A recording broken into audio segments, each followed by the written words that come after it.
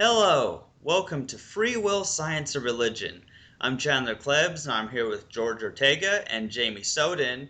And today we're going to talk a little bit about how the laws of nature control everything. And this is another way of understanding that we don't have a free will because we're not in control of the laws of nature or the way reality works, and our brains and our decision making process is controlled by the laws of nature. It's controlled by cause and effect. It's controlled by law of conservation of mass energy and all these weird things like that. And so, like, I kind of get the idea behind this, but I'm not sure how we could communicate this. So, George, how do you think that this particular thing may be more effective than our previous approaches? Well, yeah, the standard refutation of free will involves the law of cause and effect, causality. And it certainly refutes free will, but a lot of people claim, a lot of scientists even, that not everything is governed by the law of cause and effect.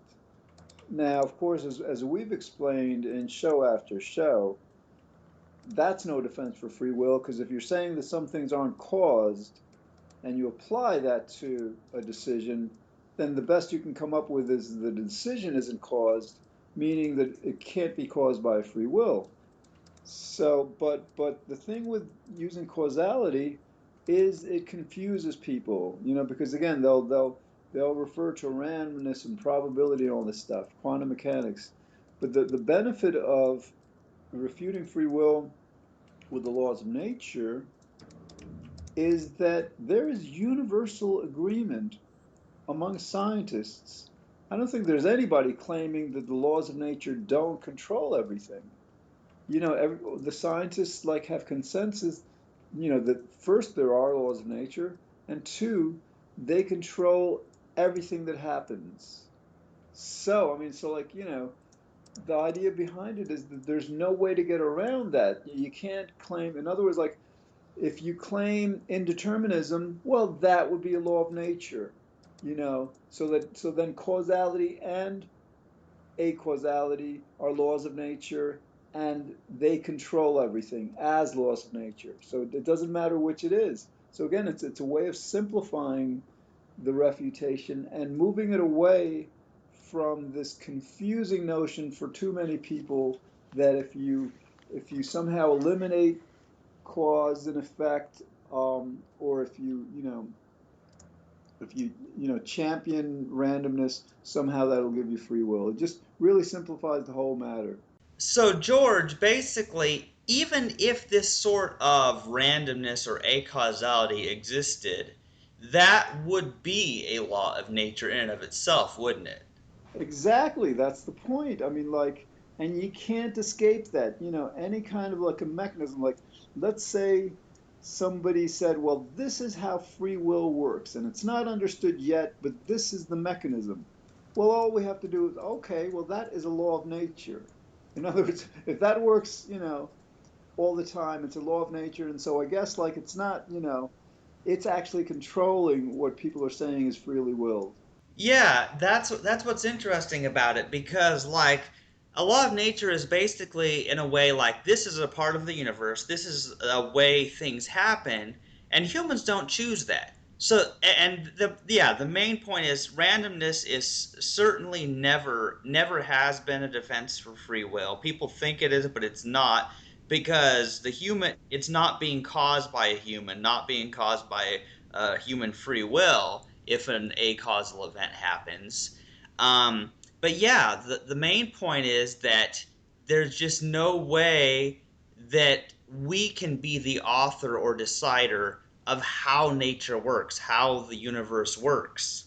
That's it exactly. And, it just couldn't be more simple. Again, even like with the unconscious, I mean, there's like about six definitions of the unconscious. There's 20 definitions of consciousness. So this is another way of refuting free will that, I mean, we understand how parts of our brain, we could explain this logically, how parts of our brain that we're not even aware of are actually making decisions for us, but unfortunately for too many people, that's too advanced. That's too complicated for them to be able to understand. So, all we have to say is, hey, we ask anybody, like, do the laws of nature control everything? Okay, and if they say yes, then we say to them, well, if they control everything, then human beings control nothing. And so, like, if they say no, the laws of nature don't control everything, then we just have to refer them to a science book. Yeah, that's an interesting one because there are going to be some people who say, well, laws of nature don't control everything. I mean, I'd like to ask them, oh, what's an example of something that the laws of nature don't control? Actually, interestingly, we had a meetup yesterday in Manhattan, and we were talking about this because I brought up the refutation, and one person said, well, they don't control thoughts and concepts, and what's referred to by some as spiritual. But then I asked them, like, well, what's the mechanism by which these things escape or evade control by the laws of nature? And that's where the person just couldn't answer that. Yeah, I mean, here's the deal. I mean, first of all, I would have to say that any thought, any concept that we have, at least I know my experience is, it's always based on something I've seen in reality somewhere. You know, even everything in cartoons and video games, even the most wild stuff, is still based off of something that already exists in the real world, where the artist got the idea for that. Yep, yep. Yeah, I mean, and so that what's interesting about it is that yeah, I actually like I'm not sure what it is that people believe sometimes because sometimes when we start talking about like thoughts and concepts and what people are thinking in their head, there's not words for it. Or it's indescribable. And so then it ends up being like a conversation stopper because they believe some weird thing that we'll never understand. And it's I don't know. Of course, yeah, I mean, so yeah, I mean, I'm hoping that this laws of nature thing will help some people understand that free will is an illusion, but at the same time, I'm pretty convinced that a lot of people will just say, "Oh, well, my thoughts and decisions are outside of the laws of nature," so they may dismiss it that way. Right, but again, like, if the scientific consensus is that the laws of nature control the universe, then any claim that, our thoughts and decisions are outside of these laws would have to be claiming that our thoughts and decisions are outside of the laws of nature. Hmm. And so that's a tough statement to defend. I mean, I'm sorry that there are our thoughts and decisions are outside of the universe. Yeah, that's an interesting one too, because there will be some people that will say that too, because like I know there are people that say, well, God is outside of the universe, and I know that stuff like that doesn't you probably don't like that very much, George, but there are people who say that. No, and that's true actually. That tends to be, I'm not sure if that statement is biblical. This idea of like a God that transcends the world, that like is not part of the world. Because I mean, to me, it's like it's somewhat like contradictory. Because like I think the same people might say, well, God is everything. So, how does that work? How is God not part of the universe and God still be everything? Yeah, there's a contradiction there, and I'm quite sure it's not biblical, just like most of Christian theology is not biblical anyway. Chandler, Trick Slattery wants to join the podcast. Let's see. Oh yeah, he's online. I'll try adding him and see if that works. I'm sure he'll add a different perspective to this topic if he can join us. Hey Trick, are you there? Hey, how's it going? Hey, yeah, we're about 10 minutes into a podcast and we're talking about how the laws of nature control everything and how human decision making would be subject to the laws of nature, and we're not in control of nature. Okay, okay. Yeah, Trick, I mean, this just dawned on me a couple of weeks ago or so. I mean, think about it. We've spent years, trying to like explain to people that, well, cause and effect make free will impossible. And then Right. so like, some people say, no, not everything is caused. And even though we try to explain to them, well, that doesn't help free will either, this causal determinism, indeterminism, causality, acausality dichotomy, I think it confuses a lot of people. Whereas the benefit of relying on this statement that because the laws of nature control everything, we human beings control nothing, it seems like much more simple. I don't think any serious scientist, unlike with quantum mechanics and acausality, would ever deny that the laws of nature control everything. Yeah, there's a lot of people that would say that we are part of the laws of nature and therefore we're part of the control. So then would run into that problem probably, I would Well, wait, say. I'm not sure any serious scientist would say that, because I mean, Oh like, no, no. Yeah, yeah. Well, they would say, well, we're part of, well, we're not part of the fundamental laws of nature, is that if that's what you mean. well, of course, yeah, Right. gravity, yeah, the laws of motion. Yeah, yeah, the fundamental laws, but then yeah, then people obviously contrive things by going into quantum mechanics and all that type of thing, No, but but Trick, that's what I'm saying. So let's say they do that. You know, that, the quantum laws, they're laws of nature also. right. Yeah. Right, yeah, right. So no matter what the laws of nature are, they're all incompatible with free will. But yeah, people don't really understand, I guess, why they're all incompatible with free will, and that's what we have the task of explaining, I Right. guess. And I mean, the explanation, I mean, like, if we have, let's say, universal scientific consensus that the laws of nature control everything, and I believe that's the case, then the statement is, well, because the laws of nature control everything, we human beings control nothing. It's a very, very strong logical statement. Because the laws of nature control everything, we control nothing. Um, yeah, I mean,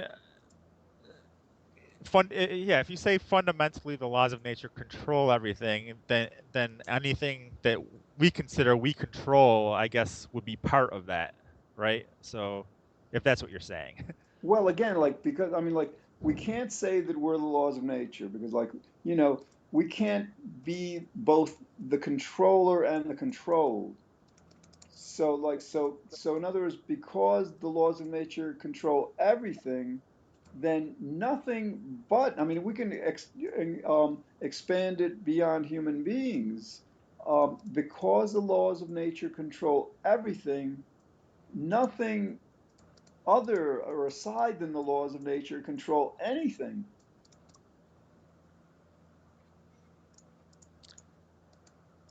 I guess that's how you do. We'd have to probably go into how would we defining control there. I guess because obviously people think that you know when they do things they're controlling things, but they're being controlled to control things. So I mean you could say that fundamentally you have no control, but I guess the word control probably can be used ambiguously. I guess uh, in different contexts. Like you could say, that I am controlling writing something on a piece of paper, for example. But obviously, the fundamental laws of nature control the fact that I'm controlling that. So you could use the word control in multiple ways, I guess. So that's what we'd have to. I don't know. I'm just trying to point out what people are going to say, and then what we'd have to respond to. Basically, I mean I agree with you, obviously, because I think the fundamental laws of nature are what control everything ultimately. But when we use words like control and things like that, I think people will they'll counter it by saying, well, control can be used in these other ways as well. Yeah, I Right. think that's important, Trick, because when it comes to words like control or even consciousness or choice or even the word freedom or free, all these words are so ambiguous that that's where we have trouble communicating it. So I'm still not sure how to get past that either. Right. Well, I'm, So I oh, I'm sorry, George, go no, ahead. go ahead, Trick. Go ahead. So I think the word ultimately control might be a good qualifier, for example. Like if we say we're ultimately controlled by the laws of nature, that kind of qualifies that anything that we say that we're in control of is really ultimately taken back to the laws of nature, Well, basically. I mean, we could also make the claim that just as free will is an illusion, human control is an illusion. In other words, like we appear to control things, but because of the laws of nature control everything, we can't, by that statement, control anything.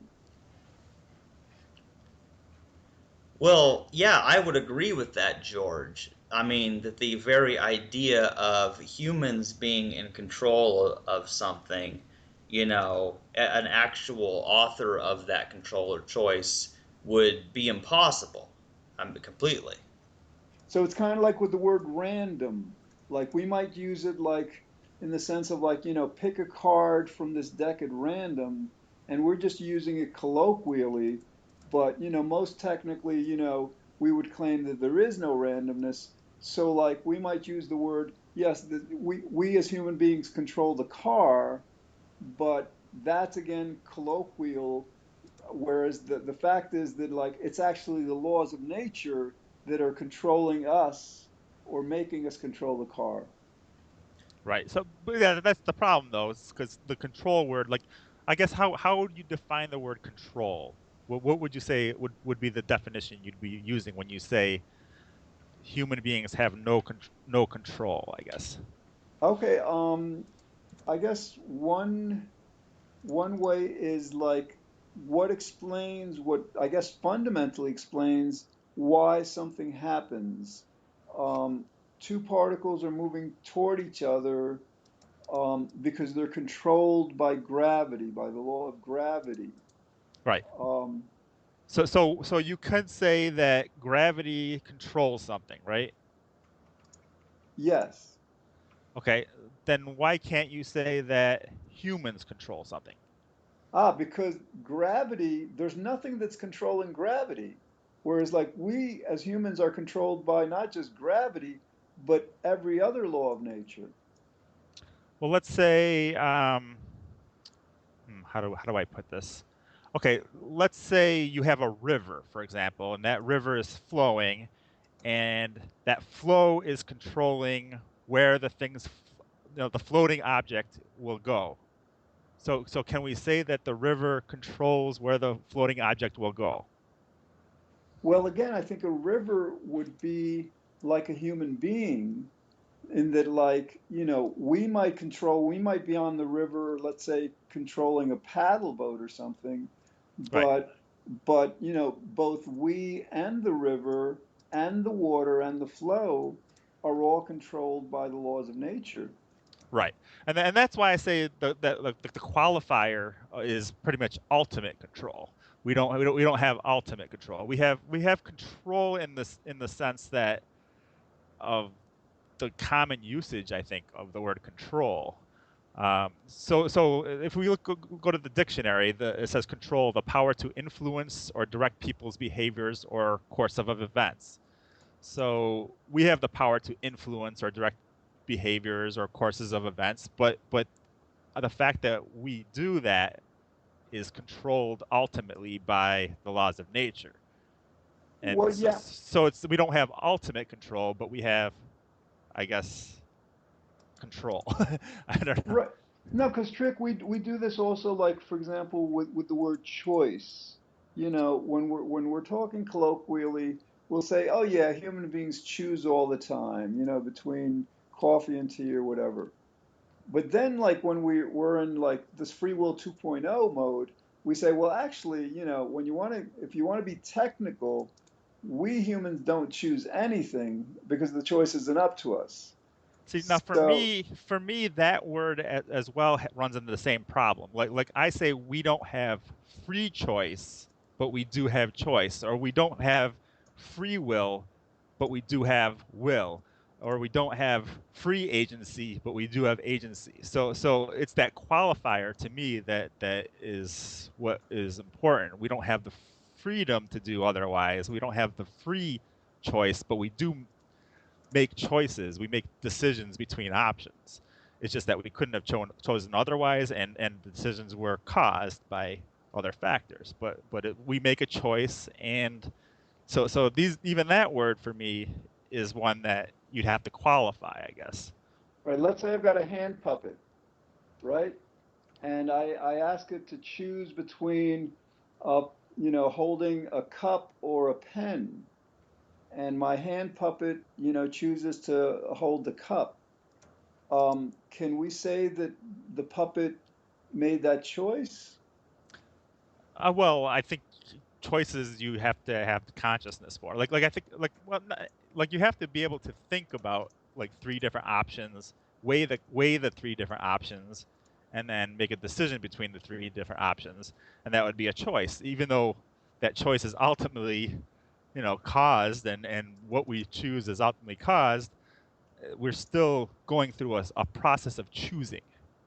All right, that's a It's good a point. process. So That's a good so point. yeah. So if we go to the dictionary definition of choice, and it's just an act of selecting or making a decision when faced with two or more possibilities. That's what it says. But so it's free choice that I run into the problem with. We don't have a free choice. So the same thing with the other word, the control word. I think we don't have ultimate control. I would say Well, would be. but let's say because I'm not sure the word control is very much like choice, because like you're saying, choice suggests, various options and the process of deciding, but I'm not sure control requires that level of specificity. Um, to control it. Like for example, a puppet, I don't think controls anything because it is controlled by the puppeteer. Well, Um, we could say, for example, let's say that I hooked up a microchip to your brain. We could say that microchip controls you. So like if we hooked up a microchip to your brain and it controlled what you did and made you into a literal puppet from the microchip forced you to do things, we would say that that microchip has control over you. It controls you, even though the microchip ultimately stems from events that has control over it. all right, but Uh, let's say we use that example. So under that example, even though it may seem like the human being has control, because the human being is being controlled by the microchip, we can't any longer say, because we know that, we can't any longer say that the human being is controlling anything, right, right? Because we right, know it's being and controlled. exactly. But in the if you could say that the microchip controls you, then you could say that you control other things, No, right? no, no, no, I haven't finished. My point is, like, all right, Okay, if we accept the understanding that if a microchip is controlling the human being, then we can't really, in any real sense, say that the human being is controlling what the microchip is making the human being control. correct. So in that same sense, it's kind of like with causality, stretching back further. So, like, because the microchip is controlled by the laws of nature, we really can't say that it's the microchip in control of the human being. It's actually the laws of nature that are in control of both the microchip and the human being. Right, and that brings me back to right. Ultimately, the there's things that controlling the microchip as well. So that's why I say ultimate control. But I think people can look at instead of going all the way back to say the Big Bang, they can look like 5 minutes before and say that those events controlled the events that preceded them, or the events that we're after them, All right, right? so you're saying that like with the example of the microchip, are you saying we'd need to like say that the human being isn't fundamentally fundamentally in control, that we'd have to use the word fundamentally? Yeah, Um, either fundamentally or ultimately. Those two words I think would be good qualifiers for what we're trying to say, I guess, because as soon as we use that control word, I guarantee you're going to get compatibilists that are going to be up in arms against it. They'll be like, "Oh no, we have control," and they'll explain how it has nothing to do with ultimate control, and it just has to do with you know the word control. We can have control over things. Microchips can have control over us. So there's things that can have control over other things, regardless of what controlled them. So it just in the context of the word control, I guess. It seems to me that we could almost use the idea of control to be synonymous with causing something to happen. Because if the microchip causes George to do something, and we say it is controlling him, well, then we could also say, well, that yeah, that microchip was also caused to do that, and so we basically have an infinite regress. Whether we're talking about causality or control, there's still, well, this controls this, which was controlled by something else, which was controlled by something prior to that. So, Right. so basically, we can use them almost interchangeably, I suppose, and still use control in a way that makes sense. Yeah. We can say that ultimately what we do is based on something that we are not in control of ultimately. So right, and again, and the value of the laws of nature is to completely sidestep the determinism indeterminism confusion. Because like Chandler, in a certain sense, I think you're right that like, for example, the law that's governing well, actually, no, let's question this because like, well, when you say the uh, laws of nature, do you mean like the four fundamental forces? That's what I you're no, I mean every law. I mean the chemical laws, the biological laws, the physical laws. okay. There are laws in all the different disciplines. Right. So like the idea is like, um, if a law of nature is, for example, like gravity, attracting objects, I'm not sure we have to invoke causality to, in other words, like, why is the law of nature, or what's causing the law of nature to to attract objects, or what's causing the law of gravity to attract objects? That's somewhat of a different question that than what's causing one event, one physical event, because like, basically to ask what's causing the law of gravity, that's asking kind of like what created it. So it's a somewhat different question that you know than we're accustomed to in terms of like determining the cause of each event, in a linear manner going backward in time. Huh. Yeah, it gets a little bit confusing. Cause yeah, I mean, I'm hoping that we can get people to think about this issue anew because yeah, the causality and acausality thing does get people confused because then they get into some stupid argument about quantum physics and whether Yeah. things are caused or uncaused. The trouble is, yeah, I'm just not sure how effective this laws of nature thing is. I'm hoping that we can. I mean, yeah, we haven't really experimented with it very much to see how much people Yeah. understand it. Here's the thing. We don't really at least I don't really bring up the acausality causality thing necessarily to people that I initially talk with on this topic. But if I were to say that the laws of nature control everything, As soon as I say that, they will probably bring up things like quantum mechanics and things like that, and then that gets us into the discussion of, well, we have to talk about the types of events, how events come about, and things like that, whether they come about with a cause or come about, without one, if that's even possible. Uh, and so because that's what they're invoking when they invoke things like quantum mechanics. So we have to kind of get into that discussion.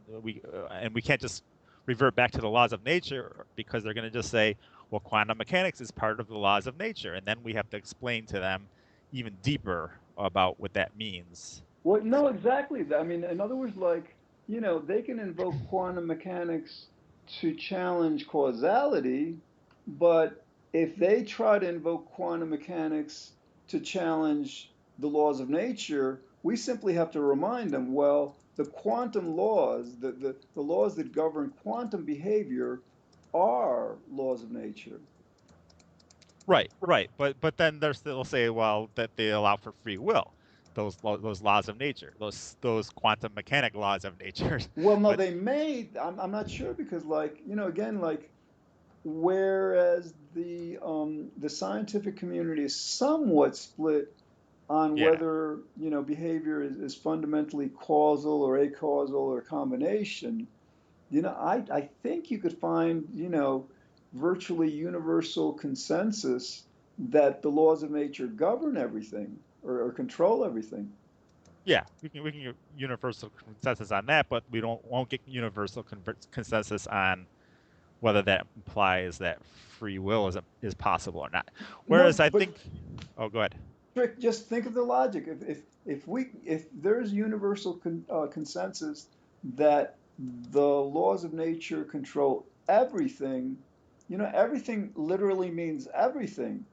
That the inverse or the converse, whatever, of that statement is that nothing that's not the laws of nature control anything. But humans are part of the laws of nature, right? So we are a chemical process in nature. We're part of the laws of nature. So people are No, going. Trick, no, we're not. For example, like a particle.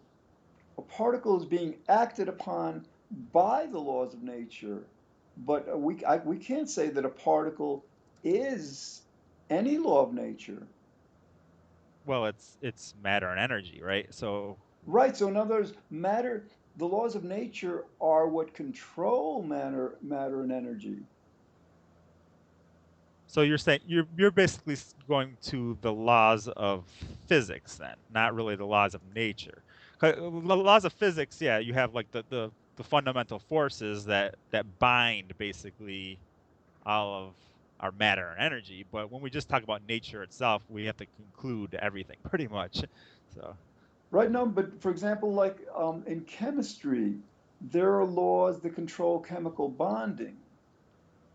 So these laws they control matter, they control molecules and chemicals and elements.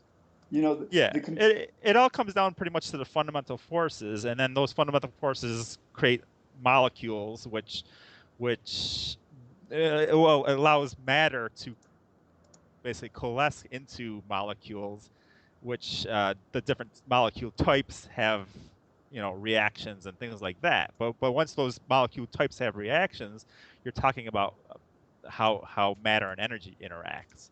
Not right. Well, but Trick, you have to understand, it goes a level deeper or below the four fundamental forces, because, for example,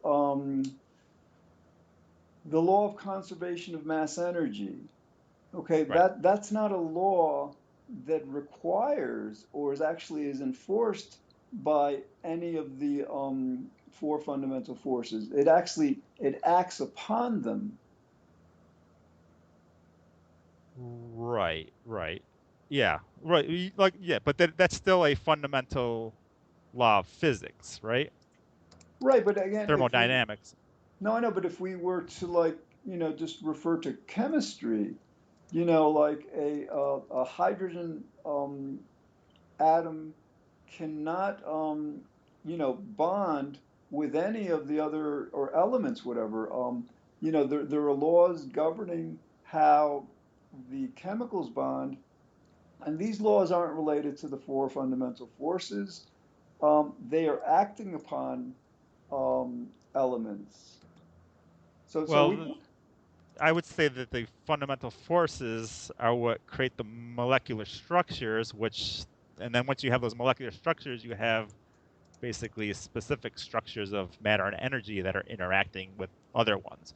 So you have molecules behaving with other molecules because of their molecular structure, their atomic structure, basically.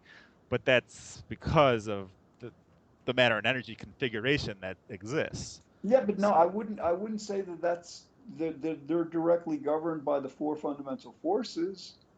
Because well, I think mean, about it. I'm just saying the fundamental laws of physics. So which includes things like thermodynamics and things like that as well. But Well, yeah, I mean, basically, we agree that the laws of physics, basically govern everything. In other words, that we start out with the premise that everything is physical. So yeah, in a certain sense, but what I'm saying is like, all right, the laws of physics aren't um, aren't limited to the four fundamental forces. There are laws of physics, laws of nature that govern the four fundamental forces and everything that the fundamental forces govern. okay, I guess you could say that. Well, I don't know. We kind of consider the four fundamental forces as part of the laws of physics, but that's because it's descriptive. But yeah, I can see what you're saying. You're basically saying that something has to control those as well, I guess, in some sense. I have a question.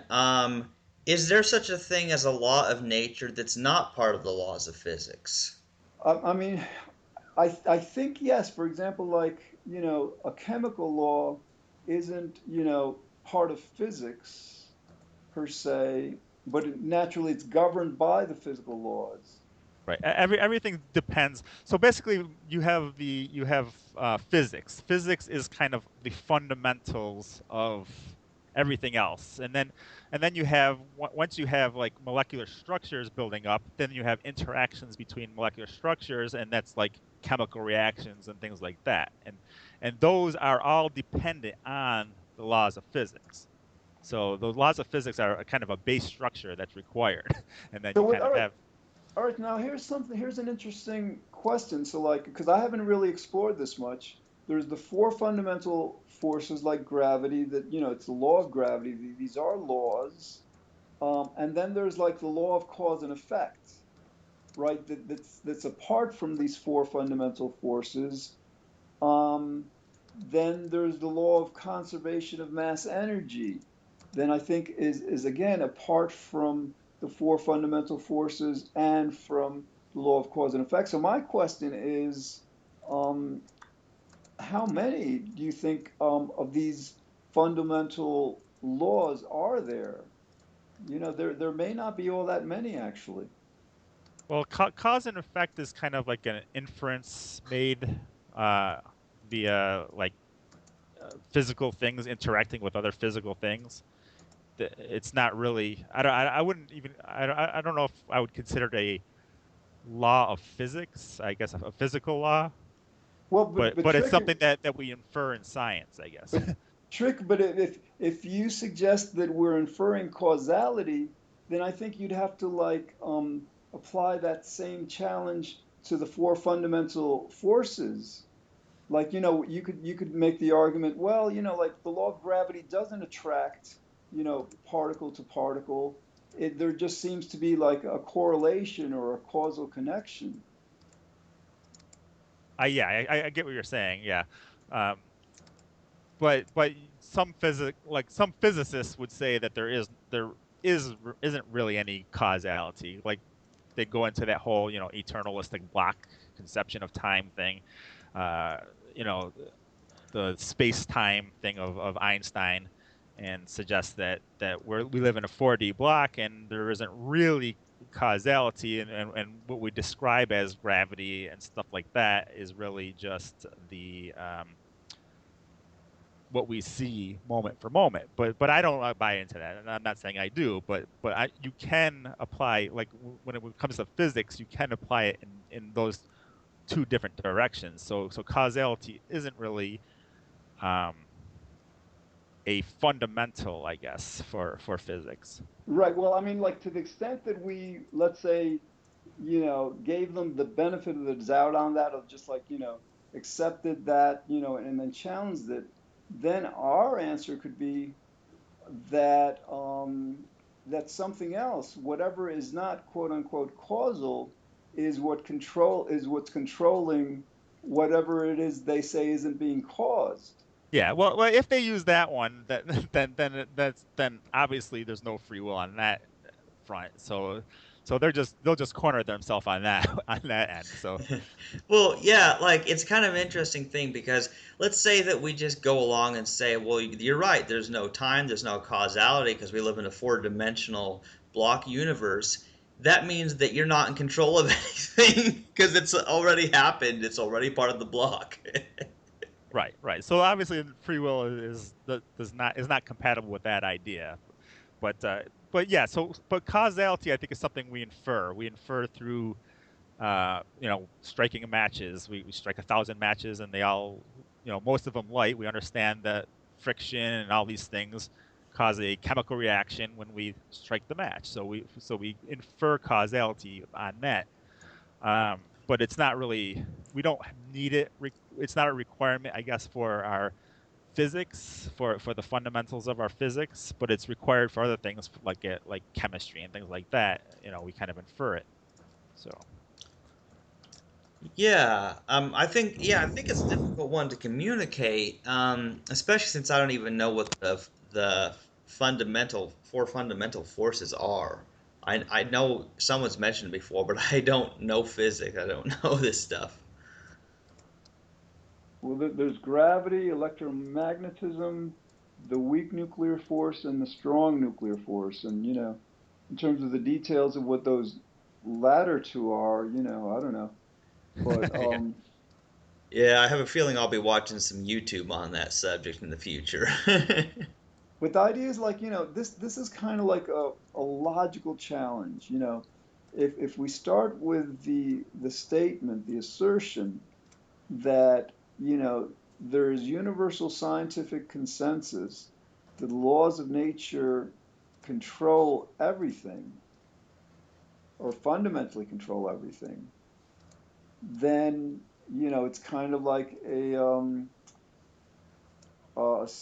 what is that, syllogism? It's philosophical. If A, then B and C, and also like if we start off with that premise, then logic compels that we conclude that nothing outside of the laws of nature or that are not the laws of nature can possibly control fundamentally anything. I mean, it's and again, so the idea behind this is to sidestep the confusion that results when we try to use causality, or a causality, whatever. It's just like it's at a level since it um, subsumes both causality and a causality and every other law. It seems like a more fundamental proof or a refutation of free will. Yeah, I mean, yeah, it's tough because you have you have the control word, and it's almost as problematic as the whole free will word in my opinion. So you'll get people saying that free will is compatible with the laws of nature. You'll get people that say control is compatible with the laws of nature, even though you don't have fundamental control, or even though you don't have you couldn't have done otherwise, or things like that. So you'll get people agreeing with the one part but not with the other. so so then we have to revert back to the other conversation. I think usually when that happens. Right. Well, like, all right. So, like, the challenge would be that, well, yes, the laws of nature control everything, but my freely willed decisions And everything actually, let's not use everything. The laws of nature control the universe. Um, and then if we use that statement, and someone challenges by saying, well, my the laws of nature do not control my freely willed decision, then in a certain sense they're saying that their freely willed decision is outside of the universe.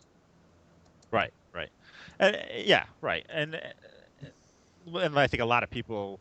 That's the other problem is a lot of people aren't necessarily naturalists. Like, I mean, when we're talking with naturalists, I think it would be good to go there. But as soon as we talk about people who believe in, spiritual things and things like that, then obviously that this argument isn't going to hold any water for them. But Well, but wouldn't a spiritualist concede that spirituality is part of the universe? oh, it depends if they believe in heaven and things like that. Then the probably not. If they believe that there's something supernatural, then they can always invoke supernatural to their free will, right? Ah, So, good point. Yeah, I would say the average Christian I know would say that these places are outside of the universe. Whatever spiritual realms they believe exist are outside of the universe. Because for them, universe doesn't mean the same as it does you, George. For them, universe basically just means the observable universe or the physical universe, and they think there's a whole nother universe. All right, but then like if we apply that to the a freely willed decision, an assertion of a freely willed decision, what are they saying? Are they saying that their freely willed decision is being made and exists outside of the universe? there's a lot of people that believe that. They believe that they'll probably invoke consciousness on that. They'll probably say that consciousness, and they're usually mind body dualists when they do that. So they think consciousness is something that's not physical, and therefore it's outside of physics, it's outside of the natural realm, and therefore it has the possibility of being outside of out of nature, but it doesn't exclude it from logic, and that's why we kind of have to get into, I think, at least for these people, we have to get into the whole causality thing, because uh, causality, I think, applies not only to the natural world but any supernatural realm as well.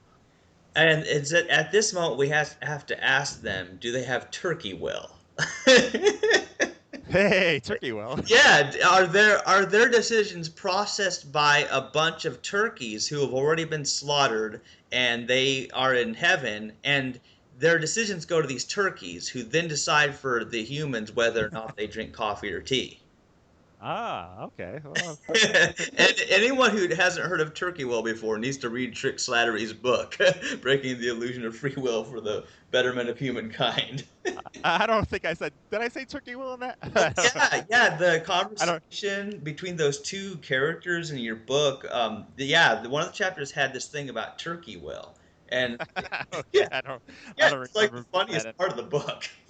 or trick, what I usually use to challenge the notion that our freely willed decisions are spiritual and therefore outside of the universe is to remind people that however much they may claim that a decision is spiritual, I think we would all have to agree that decision is made in a certain moment in time. Like at 8:05, I might decide to say something or to do something. And so then, my argument is usually like the very moment that the to the extent that that decision occupies the space and time, as Einstein demonstrated, space and time are actually one entity. And so if time is inexorably connected to space, and space is, quite obviously um, part of the universe, then the claim that a spiritual freely willed decision could exist outside of the universe is thereby refuted.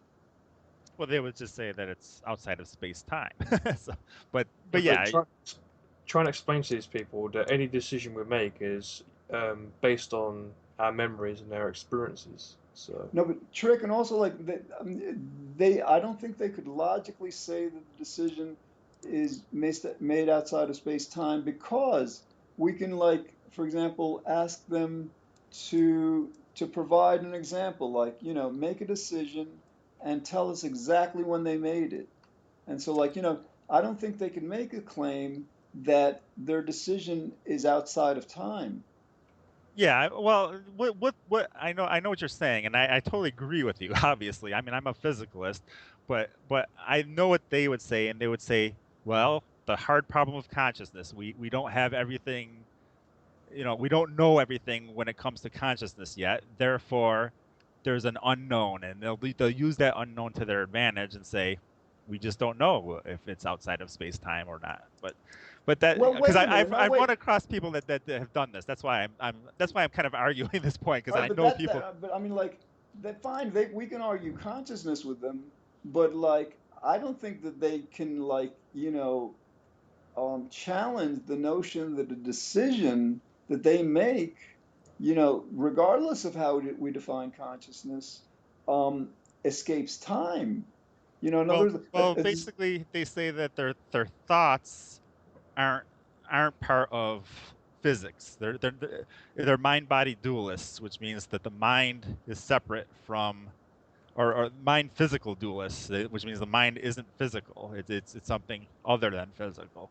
So all right, but wait, what you're suggesting is that their their their spiritual mind is deciding something, and then it manifests as a physical decision, right. and the two are separate. But like, then that invites the question of when that spiritual decision was made. Because I'm not sure even a spiritual decision can escape the dictates of time. Guys, Well, I think this is actually a little bit simpler than all this. Because think of it this way, even if our decisions were made spiritually by spiritual turkeys or whatever it may be, the point is all decisions are about things in the physical world. Like when George is trying to decide which of two books to read, those are physical books that exist that George is just going through a process of which he feels like reading more there. And so even if the decision was spiritual or supernatural, the the process of decision making only happened because of objects in the physical world. So it's still all based on the physical. yeah, it's like I was saying on memories and experiences. It's still based on what we remember and how we were raised and stuff. right. But they're just saying that there would be a non-physical mechanism as well that would be part of it. But like obviously that's not compatible either. I mean, even a non-physical mechanism is still a mechanism. It has to go through some process, whether that's in our, time or some other notion of time. It doesn't. It's irrelevant, basically. Hmm. Agreed. Yeah, and Chandler, I guess to that claim, they could say that they are making a choice not regarding physical objects, but regarding spiritual thoughts. Like, should I think this spiritual thought or this other spiritual thought, that they would both claim are not non-physical? Oh man. Yeah, I mean, it's interesting because, yeah, all of us are in agreement here, obviously. It's just that we're talking about a lot of things people will say to Yeah. try to evade the logic. They'll try to evade the logic that shows that we don't have a free will by trying to point to some just claiming supernatural, which is a common thing, or claiming a unknown, or claiming quantum randomness. People do that. Like, we see that there's some airtight logic here that shows that humans are not in control of anything. We don't have that ultimate control, as Trick Slattery would say. um, but these people always find a way out. Now, how is it they do that? What's the Yeah. Chandler, that's a great point. I think we're in agreement that, like, it doesn't matter how logical we are with them, they're not going to accept it because of emotions, because of ideology. So, and that's our real challenge. So, in a certain sense, we're kind of like sidestepping our real challenge with this. Um, so maybe if you guys want, maybe we can like start a new podcast that directly addresses that. What do we need to communicate to people to make them feel comfortable with the fact that nothing is up to them? Yeah, we're gonna have to continue that in future podcasts because, yeah, we've presented so much logic and so much science and stuff. But it comes to people's emotions, that's where it's always lost because they have some emotional reason they can't accept it. Yeah. So, So I don't think people are entirely full of emotion. I mean, I think emotion is their a big important key, but what they but when they have something that contradicts what they're saying and they understand that contradiction, they do have like you know a they do have problems, and they'll try to weigh the two, and eventually they might even think about the reasoning behind the other thing, even with the emotions, because but the initial reaction is always one of negativity, and they'll just deny and deny and deny. But that doesn't mean that later on they won't go and actually figure out and not put themselves in their conundrum that they put themselves in before. So I still think that being logical and rational is important um, to change people's minds here. It's just that we have to understand that people won't change their minds immediately. It's a long-term process, and they have to go through um, a lot of criticism. well, yeah, I get what you're saying, Trick, there, because their initial reaction when we're telling them this stuff is like they'll have some emotional reaction to something, and they may not get it at the time, but then they may be thinking about later, and so they still benefit from it, even though we don't get to see them actually change most of the time. We don't get to see what happens long term. Right. It's Yeah, sort of like how, at first when George commented on my videos years ago explaining that we don't have free will, I thought he was really whack. But but Yeah. a couple of years later, here I am talking to you. Yeah. I mean, I Yeah. think everybody's gone through the process. I don't think I don't. I know I've had a lot of wacky beliefs when I was younger, right? So I've gone through a lot of processes to get to where I'm currently at with my beliefs. So I can understand how people can have wacky beliefs.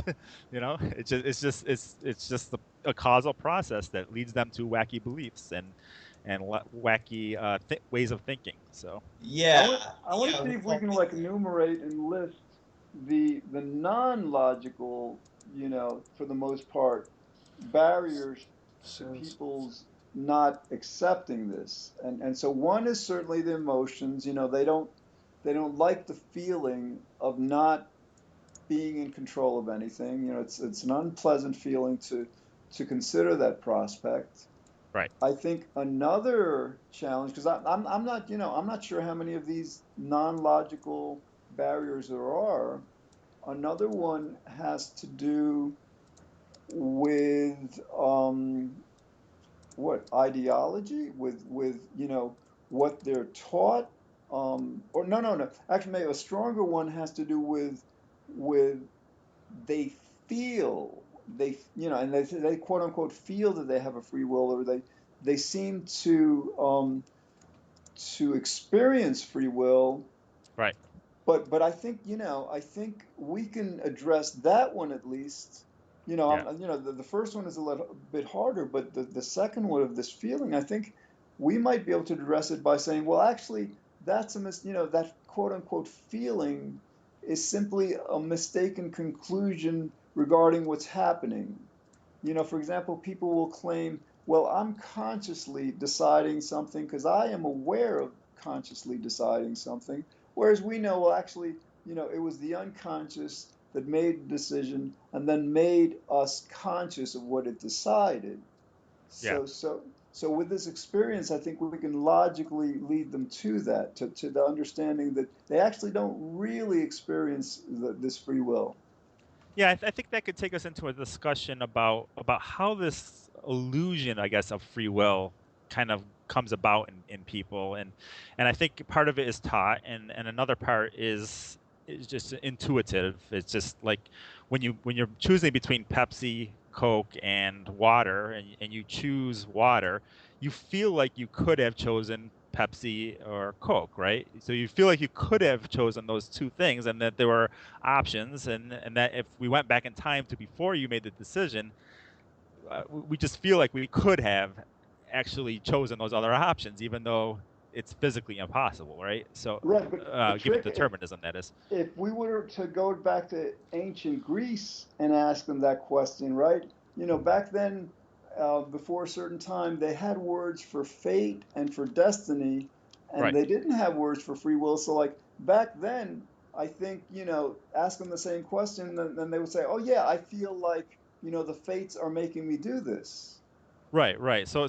Part of it is taught, and I think generationally things can change. Like I think if we start a structure here of changing people's minds on this, then maybe the next generation will teach their young in the beginning that what these things are just an illusion, or and they won't feel it the same way, and they'll have a different perception, I guess, of how how their decisions are actually being made. Yeah, and another thing that's important, for example, as George, I think it's episode 5 of his TV show and book, like people experience a will. They don't experience a free will, they're just experiencing a will. They're experiencing their desires, basically. Right. And they're falsely calling that free will when it's not the same thing. Yeah, or they're yeah, or they're contriving ideas about what the word freedom means. This is what compatibilists tend to do. They kind of redefine uh, how people use free will. They try to change the word free will to mean something that is compatible with determinism, but they do that at the expense of what people actually Like Marvin on Twitter. believe. Yeah, like Marvin on Twitter. but Yeah. All right, so the emotional barrier is, I guess, purely emotional. They don't like the prospect of not having free will. The claim of they experience free will, I think that would fall under a logical, just as much of an illogical conclusion as the inability to understand that both causality and acausality are free will, right? So I think that's kind of like a logical argument that they're making, mistakenly, for free will. But are there any others? Is like, and naturally the fact that they're taught, either to believe in free will or not. But is there like, a third barrier that's outside of the domain of logic? Because I'm guessing, I'm just saying, like, if somebody's taught, you know to that actually could fall under logic also, but the mechanism is teaching. They're being taught incorrectly and they don't realize it. I mean, so, like, are we left then with the only non-logical barrier to people accepting free will is simply that they're not comfortable with it. They're not emotionally comfortable, with being, the equivalent of puppets or robots. Yeah, for the common layperson, I think you're right. I think that those are the main barriers. For compatibilists and certain people, they are afraid that if we tell people that there's free will or there's no free will, that it's going to have bad consequences. I think a lot of compatibilists tend to navigate towards compatibilism because they don't want to tell people the truth about the lack of free will that they don't have, Right, but they are because lying. Go ahead. they're afraid. So those people are afraid of the consequences of telling people that they don't have free will. So that's another, I guess, a secondary barrier. But that has to do with more philosophical compatibilists. Whereas for the layperson, I think the barriers are emotional. They don't like the idea of not being in control. They don't. They have a ego. It's egoism. So they have this idea that if they're not in control, then you know they can't take pride in what they do. They lose a lot of their ego. Uh, People are egoistic people. So Yeah, I think there are many things to it. I mean, there's so many different objections and emotional problems people have that prevent them from accepting the logic on its own. And which is, of course, another example of how they can't even be free of their own emotions. They can't make a choice free of their emotions that they have. And these are common emotions that people have. That's right, what's so bizarre. I mean, the lack of choice or free choice, whatever you call it, becomes more apparent the more you understand people and their emotional biases. right, Right, right. So now with emotions, you have like emotions directly preventing most people from logically understanding why they don't have a free will. And Trick, if I understand you correctly, you're saying the case with compatibilists or is some that compatibilists anyway, not right, all, right, but yeah, because some will, but you're right, all right, right. The like the free will illusionists, like yeah, Saul especially those guys. Smolansky. Yeah, Right. yeah, So that they're basically their emotions aren't preventing them from understanding that they don't have free will. Their emotions are preventing them from communicating this knowledge to the world, or believing that this is a useful knowledge to right. communicate. Yeah, so take Daniel Dennett for example. He redefines free will into his compatibilistic version, but he's talked about videos where um, people are telling other people that they don't have free will, and then those other people are going out and committing these atrocious crimes and things like that. So he's using these scare tactics by saying that if we tell people that they don't have free will, this is what's going to happen. And then he's basing it on those stupid studies like the Schooler study and things like that. But But you know what's funny about those studies? Even though they're false and totally flawed in tons of ways, they reveal a person who says that you tell people that they don't have free will and then they're gonna go and kill and rape everyone. Even if that were true, that would show that people didn't have libertarian free will. So to be a compatibilist or an illusionist in that sense, you have to basically be rejecting the kind of free will that all of us on this podcast are already rejecting. yeah, and like Yeah, I but it said, comes most down to most accepting the truth. compatibilists agree that we don't have the free will that we're talking about. So, but they'll redefine free will into a compatible notion. So really, the only different disagreement that we have with compatibilists is one of semantics. That's it, of how they define different terms versus how we define terms, and we kind of argue back and forth regarding how we should be defining terms because of the dangers of not and things like that. Like if we um, just ignore the idea that people don't have free will by changing the semantic up, that causes problems and confusions, and people think that they still have the free will that the bad free will that we're talking about. So it causes all these problems. So that's the main difference between compatibilists and incompatibilists such as us.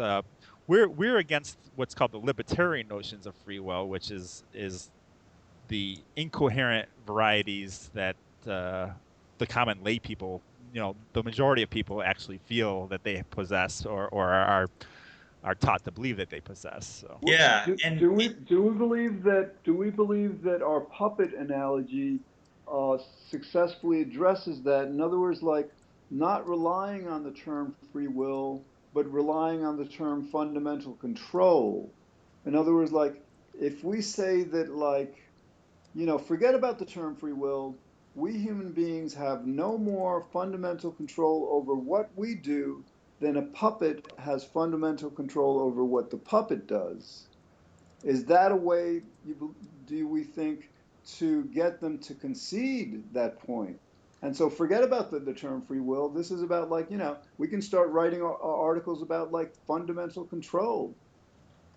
Yeah, I mean, things like that. I think there's ways around the semantic disagreements, I guess. And I have a post tomorrow that's going to go up on my blog that's about compatibilism a little bit, that addresses how free will skeptics can work with compatibilists, and to have this discussion without invoking certain terms and things like that. But Speaking of which, Trick, listen, they Daily Kos shut me down. I made the mistake of, like, posting four, not completely, but I uh, posted four free will articles during 24 hours, and, like, they have this rule that I know of, that if people flag your tip jar three in one day, then you get, like, banned for, like, 5 days. In other words, I'm not. uh, I think I can start posting again, but I I the haven't had the next time they do that, I'll be banned for 30 days. So what I'm trying to uh, say is, like, you might want to, like,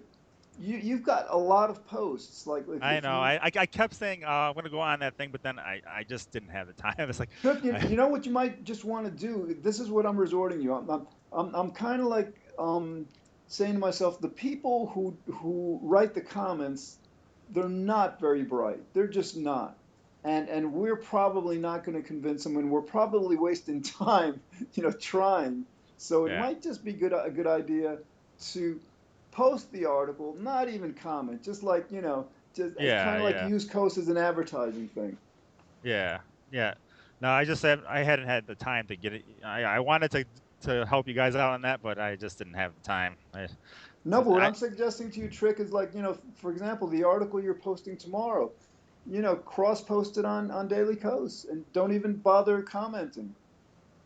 yeah, it doesn't really. Well, I don't know. It doesn't really relate to anything on Daily Coast, to tell you the truth. It So does. I mean, link it to the first article in my series, how I link, yeah, like, free will belief to the. I mean, this is a conservative ideology. This is like Horatio Algiers. If Horatio Algiers can pull himself up from his bootstraps, anyone can. Like, this is God, yeah. Yeah. Yeah.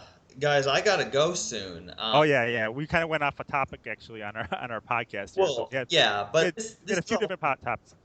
yeah, this has all been really good though, guys, because I agree with the logic that's been presented in this episode about how we don't have ultimate control, but I do think we will have to go through the emotional side of things and why people don't get it some more in the future. But I'm done for tonight. How about you guys? Yeah, Sounds well, good. I'm cooked. All right.